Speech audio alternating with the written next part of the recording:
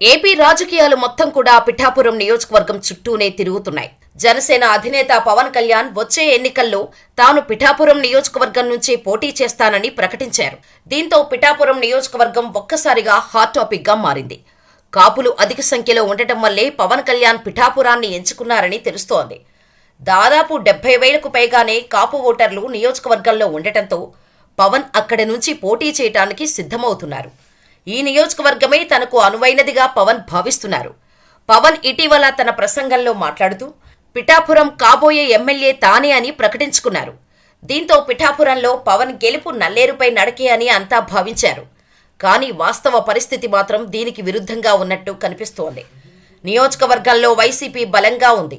బలమైన క్యాడర్కు తోడు జగన్ ప్రభుత్వం అమలు చేస్తున్న సంక్షేమ పథకాలు వైసీపీకి కలిసి వచ్చే అంశాలుగా చెప్పవచ్చు. ఇక వైసీపీ నుంచి కూడా కాపు నేతే బరిలో ఉండటంతో ఓట్లు చీలుతాయని, తద్వారా అది అధికార పార్టీ అభ్యర్థి గెలుపుకు దోహదపడతాయని రాజకీయ పరిశీలకులు భావిస్తున్నారు. వైసీపీ తరపున పోటీ చేస్తున్న వంగా గీత గతంలో పిఠాపురం నుంచి ఎమ్మెల్యేగా గెలిచారు. ఇది ఆమెకు కలిసి వస్తోందని రాజకీయ పరిశీలకులు అంటున్నారు. స్థానికులతో వంగా గీతకు నేరుగా పరిచయాలు ఉండటం కూడా అధికార పార్టీకి సానుకూలంగా మారింది. దీనికి తోడు పిఠాపురం నియోజకవర్గ ప్రత్యేక బాధ్యతలను ముద్రగడ, ద్వారంపూడి చంద్రశేఖర్ రెడ్డి పర్యవేక్షిస్తున్నారు. ముద్రగడ సైతం గతంలో పిఠాపురం ఎమ్మెల్యేగా పనిచేశారు. దీంతో తనతో సన్నిహితంగా ఉండే టీడీపీ, జనసేన నేతలను వైసీపీలోకి తీసుకువచ్చే పనిలో పడ్డారాయన. దీనిలో భాగంగానే పిఠాపురం జనసేన కీలక నేతగా ఉన్న శేషుకుమారిని వైసీపీలోకి తీసుకువచ్చేలా ముద్రగడ చేసిన ప్రయత్నాలు ఫలించాయి. ఆమె జగన్ సమక్షంలో పార్టీ కండువా కప్పుకున్నారు. శేషుకుమారి గత ఎన్నికల్లో జనసేన తరపున పిఠాపురం నుంచి పోటీ చేసి ఓడిపోయారు. త్వరలో మరికొంతమంది టీడీపీ, జనసేన నేతలు వైసీపీలోకి వస్తారని ఆ పార్టీ నేతలు చెబుతున్నారు. మరోవైపు పొత్తులో భాగంగా పిఠాపురం జనసేనకు వెళ్లటంతో టీడీపీ నేతలు అసంతృప్తితో ఉన్నారు. టీడీపీ క్యాడర్ పవన్ కళ్యాణ్ గెలుపుకు ఎంతవరకు కృషి చేస్తారనే అనుమానం జనసేన నాయకుల్లో నెలకొంది. దీనికి తోడు పవన్ కళ్యాణ్కు స్థానిక నేతలతో నేరుగా పరిచయం లేకపోవటం జనసేనకు పెద్ద మైనస్గా మారింది. ఇక్కడ జనసేన బలం కన్నా టీడీపీ క్యాడర్ ఎక్కువ. దీంతో వీరు పవన్ కళ్యాణ్ గెలుపుకు ఎంతవరకు నిలబడతారనేది చూడాల్సి ఉంది. ఇటువంటి పరిస్థితుల నేపథ్యంలో పిఠాపురంలో పవన్ గెలుపు అంత సులువు కాదనే మాటలు వినిపిస్తున్నాయి. పవన్ కళ్యాణ్ పూర్తిగా రంగంలోకి దిగి గ్రౌండ్ వర్క్ చేసుకుంటే తప్పిస్తే పవన్ గెలుపు సాధ్యం కాదని జనసేన కార్యకర్తలే చెబుతున్నారు. ప్రస్తుతానికైతే పిఠాపురం రేసులో వైసీపీనే ఆధిపత్యంలో ఉన్నట్టు తెలుస్తోంది.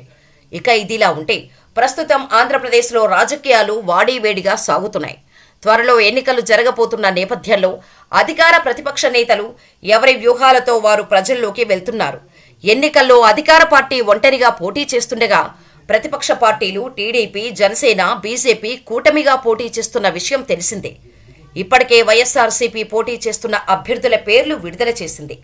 మరోవైపు ప్రతిపక్ష నేతలు మాత్రం సీట్ల సర్దుబాటు విషయంలో తర్జనభర్జన చేస్తున్నారు.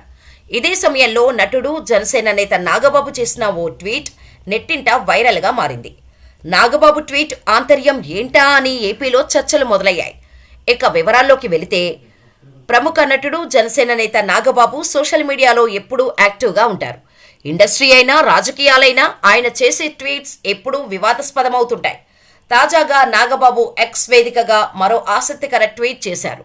ఈ ట్వీట్ చూసిన వారు నాగబాబు చంద్రబాబుని పరోక్షంగా విమర్శిస్తున్నారా, ఆయనకు చంద్రబాబు అంటే ఇంత కడుపుమంట అన్న సందేహాలు వస్తున్నాయని అంటున్నారు.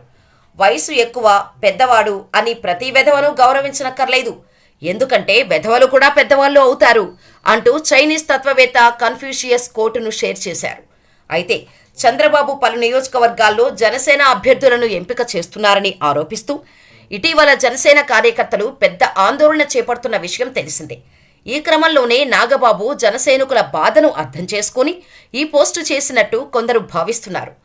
వాస్తవానికి పొత్తులో భాగంగా జనసేనకు మొదట 24 సీట్లు ఇచ్చారు. ఆ తర్వాత బీజేపీని నిలబెట్టేందుకు మరో 3 సీట్లు త్యాగం చేయాల్సి వస్తుంది. ప్రస్తుతం జనసేనను 21 సీట్లకే పరిమితం చేశారు. మొదటి నుంచి పవన్ కళ్యాణ్ ప్రచార సమయంలో ప్రజలతో చెప్పిన మాటలు, ఇచ్చిన వాగ్దానాలు చూసి జనసైనికులు భారీ అంచనాలు వేసుకున్నారు. తీరా చూస్తే ఇప్పుడు టీడీపీ అధినేత చంద్రబాబు జనసేన అభ్యర్థులను ఎంపిక చేయటంపై జనసేన కార్యకర్తలు తీవ్ర అసంతృప్తితో ఉన్నారు. పవన్ కళ్యాణ్ టీడీపీ అధినేత చంద్రబాబుని గుడ్డిగా నమ్ముతున్నారని అభిప్రాయపడుతున్నారు. చంద్రబాబు చేతిలో కీలుబొమ్మలా మారాడు అని విమర్శలు చేస్తున్నారు. జనసేన కార్యకర్తలు తమ అధినేత పవన్ కళ్యాణ్ చంద్రబాబు నుంచి దూరంగా ఉండాలని కోరుకుంటున్నారు.